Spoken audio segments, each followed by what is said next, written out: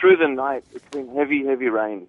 And the Red Cross, along with the government, have been trying to pull people out of the rubble. It's not been difficult because that's, of course, been hampered by the rains and by the panic of people around the area. The communication is limited.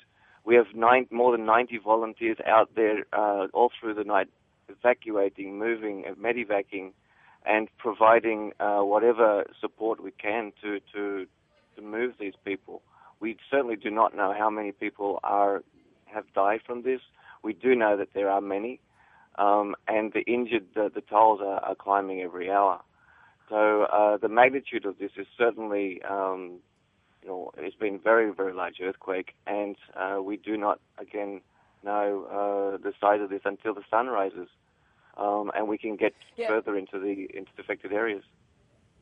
Yeah, exactly. Wayne, this hit late yesterday afternoon, early evening, so the rescue operation had to take place during the night, which would have caused so many extra problems. Those people trapped, people could not necessarily get to them. What can you tell us about those rescue efforts that took place overnight? Well, if you can imagine, the power went down, the communications were cut.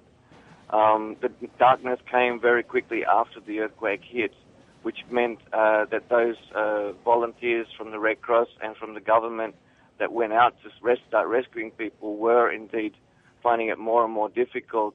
They do have emergency equipment, but that equipment is limited. We do have equipment, items for giving to families to help them with survival, but it is certainly restricted in regards to access. Wayne, can you tell me, was there any warning that this earthquake was about to hit? Well, there was actually two tremors. One was indeed the 7.6, from what we understand, and then there was another one a few minutes later, about 20 minutes later. People after the first one ran out onto the streets. A lot of them, panicked. Of course, a lot of them, through training that has been going on in the area, fled to the hills to try to get away from a potential tsunami, which did not come, thankfully. And indeed, we've trained a lot of people there, and the community volunteers are actually out helping with the rescue operation through the night.